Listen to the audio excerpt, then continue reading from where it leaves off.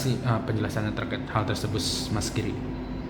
Ya, kalau terus terang aku belum lihat ya medsos, karena memang sepulangnya dari NTT kondisi juga cukup sibuk bikin laporan pertanggungjawaban dan lain-lain gitu kan. Tapi memang apapun itu aku sih nggak apa-apa lah gitu kan. Kalau memang dipersepsikan orang seperti itu ya nggak apa-apa. Fokusnya adalah kembali sesuai dengan yang awal kita selesaikan donasi ke NTT, dan itu udah ya mungkin kita bisa lihat sama-sama ya, donasinya selesai. Sekarang tinggal laporan pertanggungjawabannya. Insya Allah besok jadwal saya ke Kemensos untuk bawa laporan. Apapun itu, rumor apapun itu, kebenarannya seperti apa, kalau dari sisi saya pribadi saya belum mau membuat asumsi ya, karena memang kembali lagi fokus saya tetap untuk penyelesaian donasi itu sampai di laporan pertanggungjawaban gitu kan. Kalau ketika laporan pertanggungjawaban belum selesai, saya belum mikirin yang lain-lain. Aja sih. Memang karena terkait hal itu teknis ya, teknis perbankan itu nggak ada masalah ya, tapi memang pelaporannya itu kan namanya overbook gitu kan. Dan rekening yayasan itu memang hanya menggunakan single token yang nggak ada ATM dan lain-lain. Dan pada saat ini kondisi bendahara pun ada di Jogja dalam keadaan sakit gitu. Jadi memang dalam rangka yayasan baik saat ini ataupun sebelumnya memang demikian. Dana itu akan ditransfer ke rekening pribadi, siapa yang bertanggung jawab itu pastinya badan pengurus akan mengetahui. Nah, bagi pihak-pihak yang memang di luar badan pengurus, yaitu itu mungkin nggak tahu ya gitu. Itu aja sih. Nah, itu kita hargai lah pendapat Mbak Emma seperti itu, monggo silakan gitu kan. Yang pasti yang saya jalankan semua sampai saat ini itu sesuai dengan apa yang saya katakan sebelumnya, sampai ini selesai, bahkan sampai pelaporannya. Apapun teman-teman siapapun itu, kita sangat menghargai pendapatnya masing-masing. Silakan aja. Nah, ya tadi kan lihat ini kita di Kemen PPA ya, ya kita meeting bareng dan lain-lain ya, mungkin bisa menjelaskan. Ya itu kan haknya Mas Agus.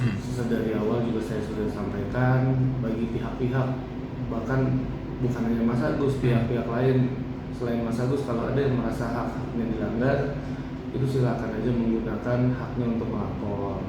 Kemudian kan nanti kan diuji lagi seperti apa, apakah memang memenuhi unsur atau tidak, silakan gitu. Tapi kalau saya kembali lagi berpegang sama pembinaan yang dilakukan oleh Kemensos, bahwa pengumpulan dana itu adalah melakukan pelanggaran pidana. Jadi kemudian dana tersebut dapat dialihkan kepada penerima manfaat yang lain. Dan kita juga menggunakan media dan konsultan keuangan dalam pelaporannya. Jadi selama kegiatan kemarin itu kita punya full dokumentasi dari awal sampai berangkat, sampai pembelanjaan, transparansi, pembayaran, sampai penyaluran, itu kita ada filenya gitu kan. Dan kemudian saat melakukan rekapitulasi pengeluaran, kita juga menggunakan kantor konsultan keuangan.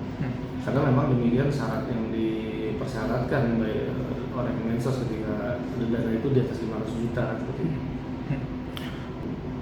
Bisa dilihat sendirilah seperti apa gitu. Saya atau mungkin memang kalau memang ada rumor di medsos ya silakan gitu, nggak apa-apa. Tapi pada prinsipnya apa-apa yang memang masih menjadi tanggung jawab saya itu pasti akan saya selesaikan sampai selesai. Mas Giri. Agenda hari ini kebetulan itu terkait ABH sih ya, anak berhadapan dengan hukum ya, yang memang menjadi salah satu klien dari yayasan. Dan pada saat ini telah disepakati beberapa poin yang memang titik beratnya ada kepada badan pengurus yang lama gitu kan. Dan kemudian kedepannya seperti apa tadi sudah disepakati, nanti mungkin bisa ditanyakan ke para pihak gitu ya, baik itu ke Kemensos maupun Kemen PPA sendiri, karena inisiator dari mediasi ini dari pihak mereka. Kemensos besok ya, karena Kemensos yang tadi itu beda, yang tadi itu Direktorat Rehsos Anak. Kalau besok itu kita ke Direktorat PSDS, itu dalam rangka melakukan laporan pertanggungjawaban penyaluran donasi. Kemudian nanti ada serangkaian lagi proses penyampaian pelaporan audit akuntan publik selama tahun 2024. Jadi masih panjang proses kita ke Kemensos, itu masih cukup panjang yang memang dipersyaratkan oleh Permensos sendiri. Ya. Itu kan yang pasti kalau dalam setiap pelaporan itu kita ada surat pengantar namanya, terus kita juga ada kronologi, timeline dan lain-lain, itu kita jelaskan. Kemudian ada laporan keuangan yang memang sudah diverifikasi oleh kantor konsultan keuangan. Kemudian juga ada print mutasi dan lain-lain segala macam. Terus juga ada foto video kan. Kurang lebih seperti itu sih. Ini masih menjadi tanggung jawab aku aja secara badan hukum yayasan. Yang kemudian ini belum melibatkan pihak-pihak lain. Laporan pertanggungjawaban penyaluran donasi ada laporan buku tahun anggaran 2024. Nah itu akan diselenggarakan juga dengan kantor konsultan keuangan, tapi mungkin levelnya agak berbeda gitu kan. Itu menggunakan akuntan publik gitu. Dan itu prosesnya juga cukup panjang. Di Kemen PPA itu jadi kesepakatan terkait pengasuhan salah satu anak asuh di yayasan yang memang dalam hal ini menjadi suatu perbedaan pendapat antara yayasan dengan keluarga kandung, keluarga besar dari sang anak tersebut, yang kemudian memang karena ibu dari anak ini masih di bawah umur juga dan masih berhadapan dengan hukum, maka dari itu dari pihak Kemen PPA dan Kemensos Direktorat Resos Anak itu memberikan jalan tengah bahwa dalam pengasuhan anak yang berhadapan dengan hukum akan dilakukan oleh sentra Kemensos. Itu sih yang disepakati. Nanti mungkin detailnya kita akan rilis kalau memang sudah terlaksana ya, kurang lebih 7 hari dari sekarang. Pesan Ya buat Mas Agus, dalam hal ini kedepannya gitu kan, perbanyak rasa bersyukur, perkuat pendirian gitu kan, jangan mudah untuk terombang-ambing oleh bisikan-bisikan, harus punya sikap yang kemudian kedepannya itu agar tidak banyak menimbulkan polemik atau kekisruhan dalam orang-orang gitu kan, dalam masyarakat khususnya gitu kan. Jadi supaya memiliki sikap yang tegas, memiliki sikap yang mandiri dan coba berdiri di kaki sendiri. Buat Bang Densu pesannya justru lebih ke terima kasih aja sih, selama proses penyaluran itu benar-benar kita di backup, benar-benar kita dikawal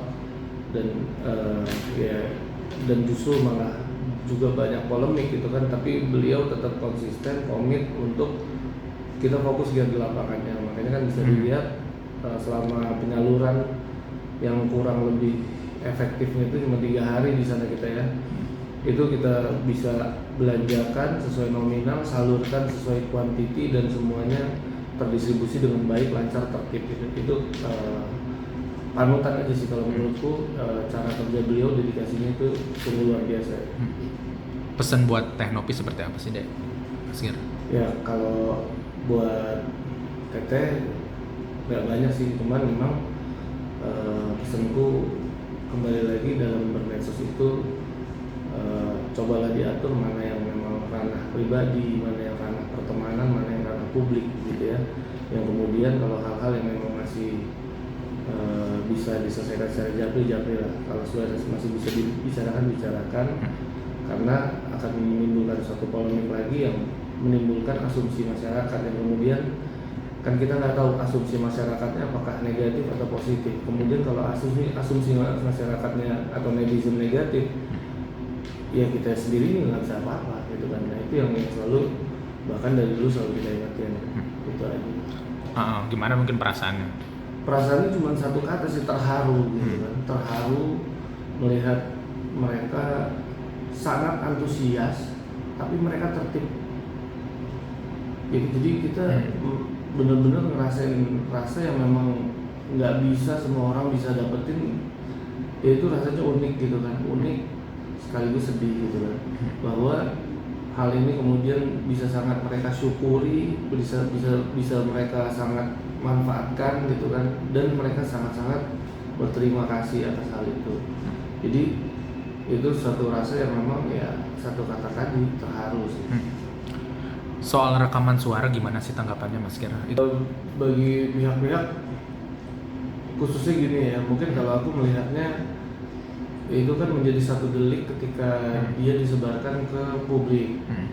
Ya menurutku apabila penyebarnya salah satu dari yang disebut-sebutkan itu, lebih baik sebaiknya langsung datangi, langsung japri, langsung datang secara langsung kepada pihak-pihak yang memang dirugikan secara langsung. Semua bisa kok diselesaikan secara mufakat gitu.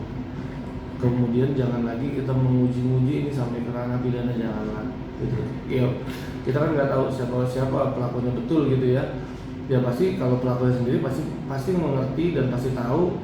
Ya kalau saranku ya udahlah, akui, datengin secara pribadi tanpa di-up gitu kan. Ya pasti para pihak yang bisa didatengin pasti akan dengan tangan terbuka sih Bang. Oke Mas Ger. Oke Mas Ger, gimana tanggapannya terkait kata Teknopi gak menahan tapi menyiapkan SOP? Ya aku nggak mau perpanjang lagi karena kalau memang aku mengeluarkan statement akan timbul polemik lagi. Yang pasti dana itu sudah tersalurkan secara seluruhnya dan sedang saya buatkan laporan pertanggungjawabannya. Kemudian tugas saya selesai. Oke Mas Ger.